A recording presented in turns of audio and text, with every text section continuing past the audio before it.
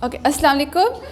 अभी ये है कि हम लोग राइटिंग करते हैं, हमें से किसी को नहीं पता होता कि राइटिंग क्यों करते हैं, कहाँ से इन्वेंट हुई, किसने सबसे पहले की, इसका पर्पस क्या होता है। राइटिंग की जाती है कम्युनिकेट करने के लिए, अपने आइडियाज़ को, अपने थॉट्स को नेक्स्ट पर्सन तक पहुँचाने के लिए, ताकि हमारा एक रिलेशन बिल्ट हो। राइटिंग सबसे पहले 3200 BC में चाइना में, ईस्ट चाइना में की गई थी।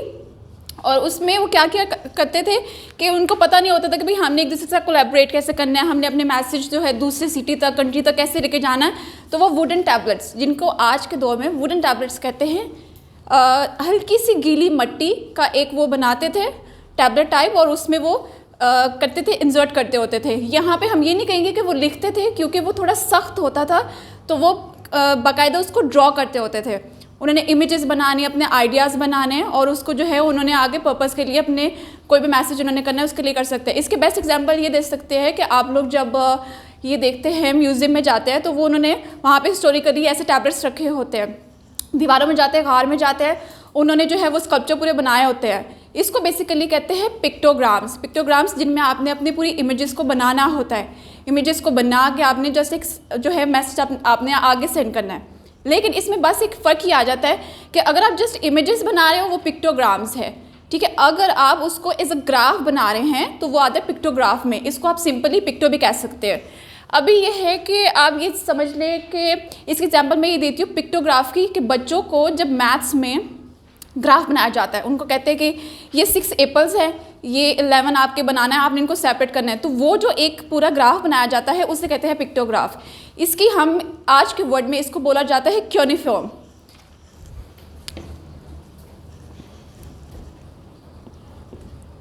CUNEIFORM। इससे वो कहते हैं कि जिसमें आपने इमेजेस बनाए हों। फॉर एग्जांपल गारों में जैसे एलिफेंट्स बनाए होते थे, वो पूरा एक आपको सीन बनाते हैं, पहले वो ऐसे होता था, वो उस तरह से ट्रेड करते थे। ये जो पूरा एक सीन है, सीन क्रिएट करना इमेजेस के थ्रू, इसे कहते हैं क्यूनिफॉर्म। उसके बाद आया था जब थोड़ा सा इन्वेंशन आई कि बेसिकली कि अब हमने इनको अल्फ़ाबेट्स देने हैं अपने इन इमेजेस को, थॉट्स को। तो उन्होंने जब इसको किया तो उसको हम कहते हैं फनिशंस। फनिशंस जो है बेसिकली ये है फनिशंस। फनिशंस बेसिकली एक लैंग्वेज है। इस लैंग्वेज को उन्होंने नाम दे दिया ABC। हर किसी ने अपने कंट्री, अपने लैंग्वेज के अकॉर्डिंग अल्फ़ाबेट्स को कलेक्ट कर लिया। ग्रीक में गए उन्होंने अपने कर लिया, रोमान में गए उन्होंने अपना कर लिया। लेकिन फनिशंस जो अब रिसेंट अगर हम बात करें मॉडर्न एरा में, तो यूज़ की जाती है सीरिया में और इराक में।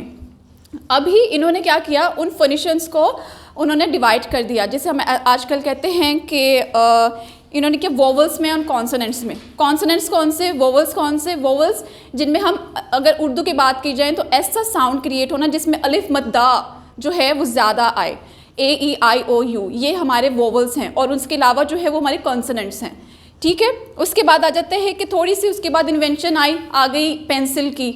उसके बाद अब देखें तो उसके बाद थोड़ी सी अगर उन्होंने किया कि भाई थोड़ा सा हम इसको क्रिएट करते हैं, तो उन्होंने पर के पेन्स बनाना शुरू कर दिए, जिसमें वो राजा महाराजा का जो दौर था वो बाकायदा उससे करते होते थे। फिर इंक बनाना शुरू की कि उससे डिप करके, ये सारा जो है वो फिनिशंस के टाइम पे चल रहा था, जो कि आज भी सीरिया में और इराक में यूज़ होता है।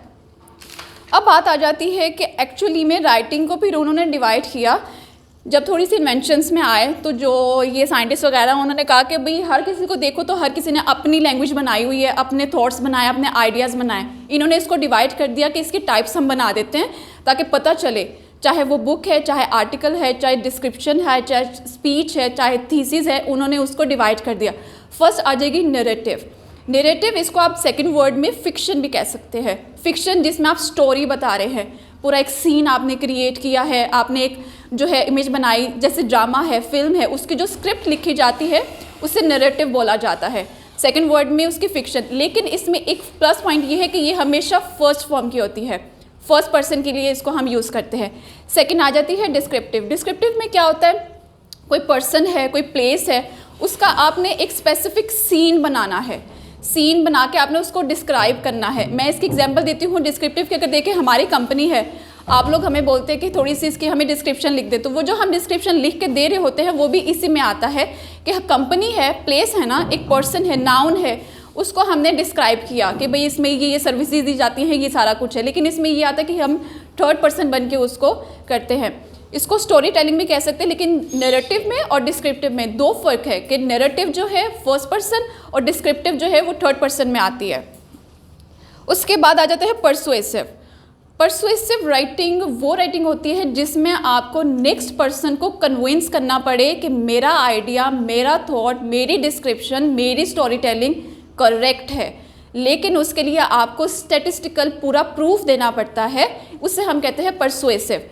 अब क्या होगा, थीसिस आप लोग करते हैं, आप लोग बेशक उसमें ग्राफ बनाएं, स्टैटिस्टिकल बनाएं। मैं एग्जांपल देती हूँ कि भाई मैंने एक पूरा थीसिस लिखा डोमेस्टिक वायलेंस में, मैंने कोई 13 राइटर्स को कलेक्ट किया, उनकी बुक्स को कलेक्ट किया, उनके डाटा कलेक्ट किया, अदरवाइज मुझे फिर भी इंटरव्यू लेने पड़े 33 मेंबर्स के।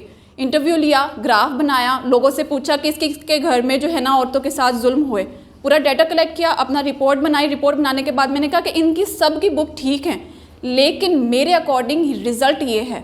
आपने कहा कि 33% डोमेस्टिक वायलेंस रेट है, मैंने कहा 76% जो है वो रेट है, लेकिन अपने आइडिया को, अपने थॉट को एक थॉटफुल वे में कन्विंस करना है सेकंड पर्सन को, उसे कहते हैं परसुएसिव। उसके बाद आ जाता है fourth, expository writing. Expository writing क्या होती है?